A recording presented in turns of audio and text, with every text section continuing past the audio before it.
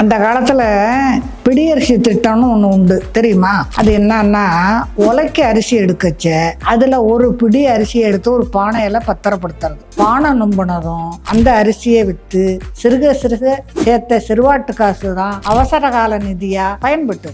இப்ப இருக்கிற பெண்களுக்கு இது பொருந்தாது. இருந்தாலும் பெண்கள் நேர நிர்வாகத்தை சரியாக கடைபிடிச்சா சிறுக சிறுக சிறுக சேமிக்கலாம். கொஞ்சம் முன்னதாகவே கிளம்பி அரசு ஃப்ரீ பஸ்ஸை பிடிச்சா ஷேர் ஆட்டோவுக்கு கொடுக்குற 30 ரூபா மிச்சம். ஒரு நாளைக்கு 30 ரூபானா ஒரு மாசத்துக்கு கிட்டத்தட்ட 1000 ரூபாய். அதுவே ஒரு வருஷத்துக்கு 12,000. அந்த பணத்தை வச்சு இந்த காலகட்டத்திலேயே 1 கிராம் பவுன் வாங்கலாம். பெண்கள் சிறுவாட்டு காசு மூலமாக தான் அவசர கால நிதிக்கு பணம் சேர்க்கணுங்கிறத கட்டாயம் இல்லை. சரியான நேர நிர்வாகம் மூலமாகவும் சேமிப்பு சிறுதுளி பெருவெள்ளமாக மாறும்.